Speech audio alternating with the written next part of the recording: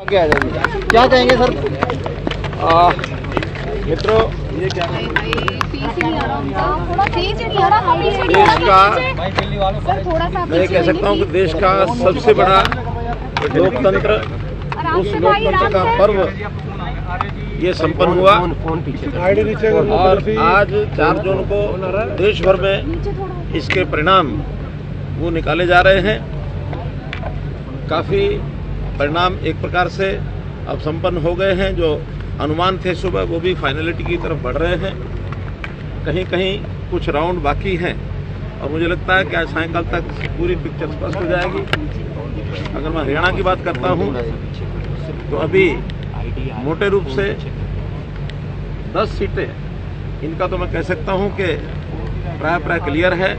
एक सीट अभी बहुत थोड़े मार्जिन में अभी फंसी है।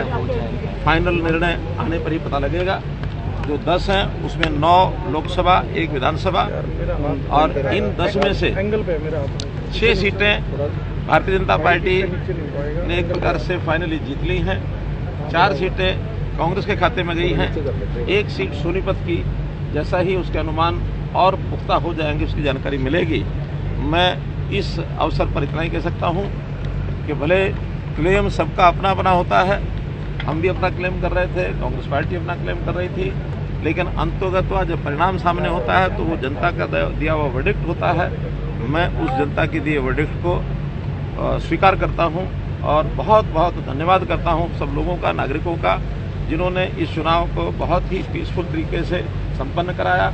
और जो मशीनरी इसमें लगी हुई थी, गवर्नमेंट मशीनरी, चुनाव आयोग की मशीनरी, उन्होंने भी सबने बहुत कोऑपरेशन दिया और उस कोऑपरेशन के कारण से हमारा जो पुलिस बल था, हमारी जो अन्य फोर्सेस थी, उन्होंने भी एक प्रकार से इस दुनिया के सबसे बड़े लोकतांत्रिक उत्सव को संपन्न कराया है। बहुत बहुत आभार। जो उम्मीद थी आपको, जो आपने मेहनत की, क्या उसके मुताबिक आपका रिजल्ट आया है?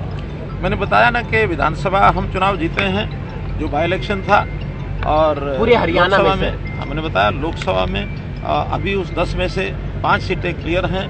1 सीट का और अनुमान पुख्ता होना बाकी है।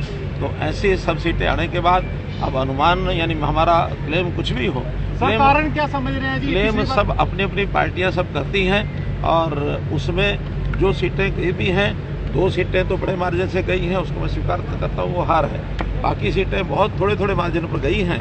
तो इन सब का हम एनालिसिस करेंगे, विश्लेषण करेंगे और संयोग से 4 महीने के बाद या 3.5 महीने के बाद फिर इस विधानसभा का चुनाव आने वाला है। तो उस विश्लेषण के बाद जहाँ भी कोई कमी रही होगी उसको हार का कारण क्या समझ रहे हैं? एनालिसिस करेंगे। आपकी जीत पे और सीएम साहब की जीत पर खासतौर से करनाल पर बात करना चाहेंगे। यहाँ मुकाबला उस तरह से देखने को बिल्कुल नहीं मिला। ये करनाल विधानसभा और करनाल लोकसभा की जनता का प्यार है, जिन्होंने इतने बड़े मार्जिन से, हैवी मार्जिन से और इन सीटों को जिताया है। लोकसभा की सीट शायद 2,10,000 प्लस मार्जिन से जीती जा रही है और ऐसे ही विधानसभा भी लगभग 40,000 मार्जिन से जीत रहे हैं। इसलिए इस बड़ी जीत के लिए मैं करनाल विधानसभा और करनाल लोकसभा सभी 9 की 9 विधानसभा के लोगों का बहुत आभार। एनडीए का कोई घटक दल इंडिया गठबंधन चुनाव होने हैं, उसकी और आगे कैसे पढ़ेंगे? अभी हम सीएम साहब से भी बात कर रहे थे, उन्होंने कहा कि जो भी मैंडेट है उसके हिसाब से हम और भी कार्य करेंगे और आगे लगातार अगले चुनावों की तरफ भी जाएंगे, तमाम कार्य करेंगे। देखिए, जब भी कोई इस प्रकार की घटनाक्रम होती है, क्योंकि चुनाव तो इस देश के एक लगातार चलने वाली प्रक्रिया है। हर चुनाव के बाद एक रिव्यू होता है, एनालिसिस होता है। उस रिव्यू और एनालिसिस आधार पर जहाँ भी कहीं कोई कमी रही होगी, जहाँ कोई बात शेष रही होगी, उसको पूरा करेंगे और निश्चित रूप से अगले चुनाव को भी दमदार तरीके से हम पूर्ण बहुमत के लिए। हरियाणा सरकार की योजनाओं को लोगों ने पसंद नहीं किया, इसका मतलब? ऐसा नहीं है, हरियाणा योजना बहुत पसंद किया है, अच्छी योजना पसंद की है, लेकिन कई और फैक्टर्स थे, उन फैक्टर्स की चर्चा इस समय नहीं करेंगे। और शायद सपना ही रह गया जो नंबर 1 सीट जीतने का था। क्लेम सब अपने अपने होते हैं, लेकिन इसका एनालिसिस करेंगे।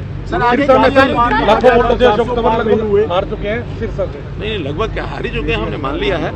तो इसलिए जो चुनाव स्पष्ट जिनका अनुमान लगभग हार की ओर है वो हमने मान लिया। जो जीत की ओर है, एनडीए की सरकार बन रही है, मनोहर लाल क्या बन रहे हैं? एनडीए की सरकार बनेगी, देश की जनता का धन्यवाद। मिट्टी से स्मृति ईरानी आ रही है, मिट्टी से मोदी जी तीसरी बार देश के प्रधानमंत्री बनेंगे और